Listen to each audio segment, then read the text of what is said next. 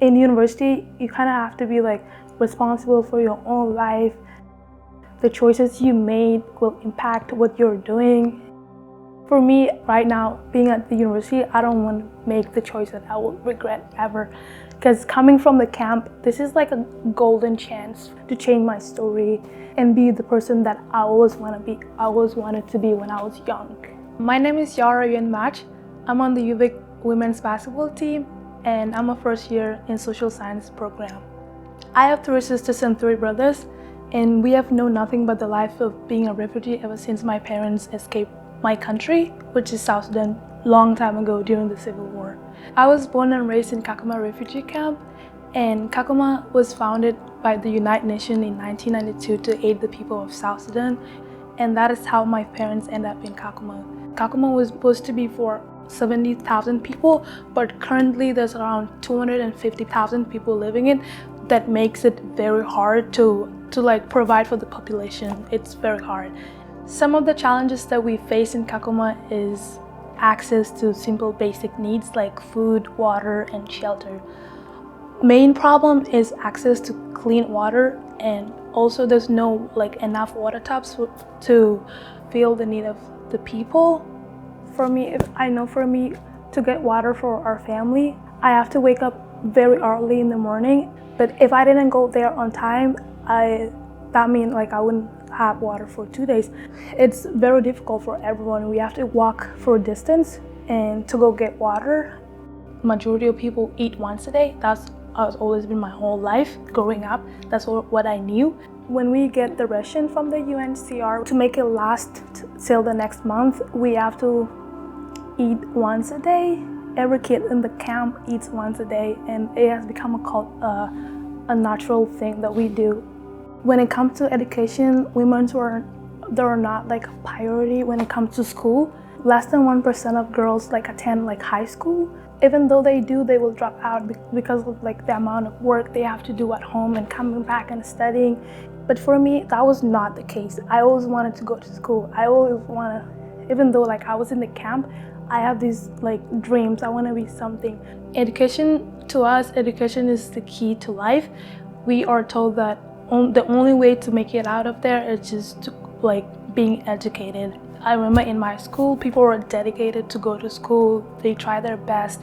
Because if you're late, you're gonna be sitting in the dust, and you don't want that. Or you're gonna be outside the window, wanna take notes because there's 150 people in class, and they all wanna learn something. And for me and the kids I grew up with, we will wake up early in the morning. And one thing my mom wanted us was to be educated, because she never had that opportunity to go to school. She was born in the war. She didn't have the chance, because child marriages is very common, and to keep girls away, they have to take them to boarding school so they can stay there for a month and then come back for a few days and then go back to school. Sometimes when my family is talking back to the one of the people in our community, and I ask about my friends and stuff like that, and none of them are in school right now. They're all married, some have kids, and sometimes I just think about it. I'm like, if I didn't come to Canada, that would be my life right now. After so many years of hoping for a better life, because my family, we've been in the camp for over 18 years. After that, you will get a resettlement to go to somewhere new, someone in Europe or in Canada or America, right? When we heard that news that we were coming to Canada, it was a dream come true for me. It was all of my siblings were filled with prosperity for life, knowing that we were going into a future that every other person in my community was dreaming of.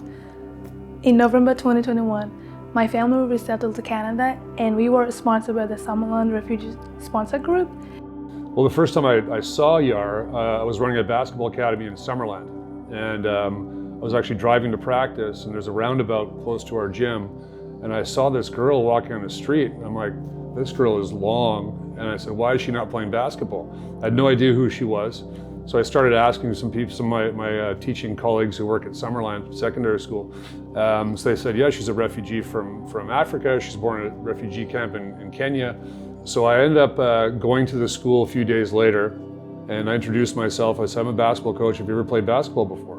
And she said no, but I really like the sport. And so I invited her to come and play in my academy. I said, I'm not going to charge you. I just want you there to work on your, see what you can do and see if you like it.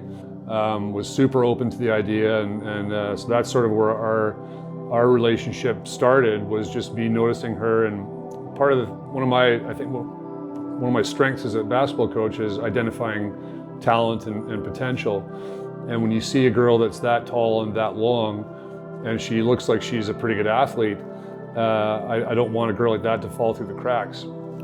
Yeah, well, it's pretty, like, she's such a natural athlete. Like, there's not a lot of kids in our school that can jump up and grab the rim, and when she runs down the court, she made it look like she was almost gliding. She's pretty light on her feet.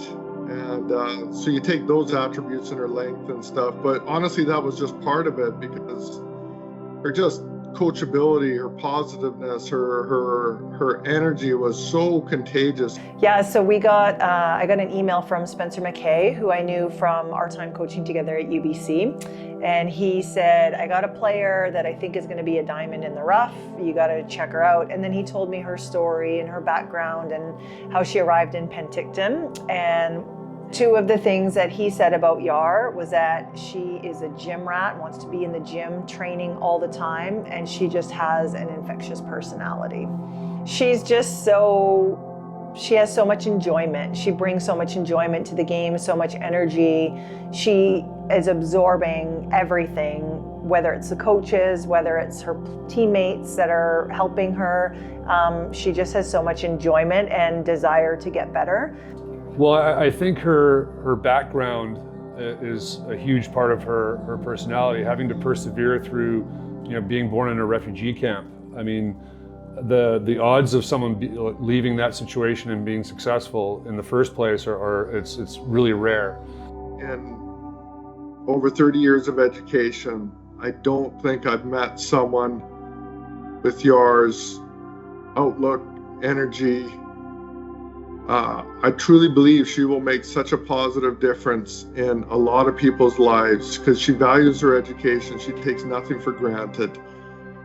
She wants to make a difference, and she will. I don't know if I've met a student who is so positive with what she will do. And I just believe her future is almost limitless. I think it's just a reminder about how lucky we are to have the opportunities that we have here at UVic, here in Canada. Here's people who get to be involved in university sport. Because she talks about how grateful she is for that opportunity, and I think sometimes when you're in it, you take it for granted, and just that perspective that she brings reminds us, even when it's a bad practice, it's still you're in the gym with your teammates playing a game that you love. And so I think that's been one of the biggest things, is just that constant reminder of how fortunate we are to get to play a sport we love in a country that provides us that opportunity. Yeah, I would honestly say that her outlook on life has changed my outlook in life. And when you've taught in the game of like 30 plus years, someone like Yar can help you as much as perhaps you can help her.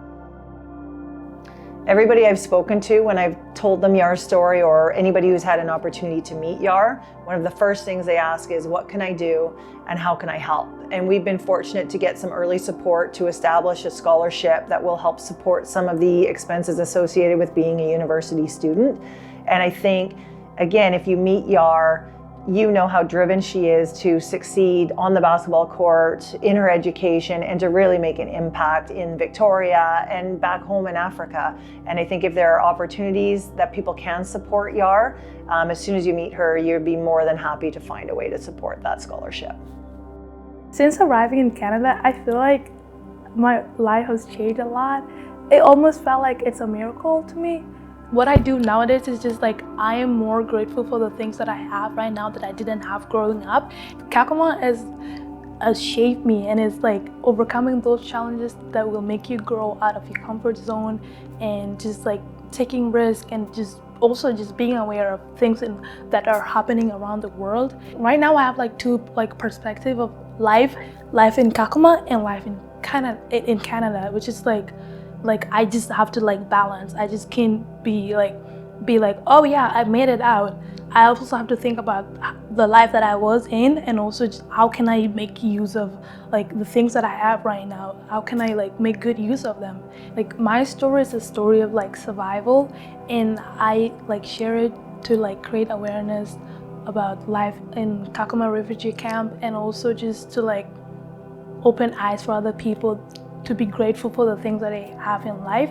I can use this opportunity to share my story because I want to go back after I'm done school. I want to go back to my community and just like go back and talk to them that anything is possible as long as you keep working hard, you keep hoping for a better future. Do not ever stop dreaming. Your dreams are very important, and as long as you keep thinking about it, it will become your reality.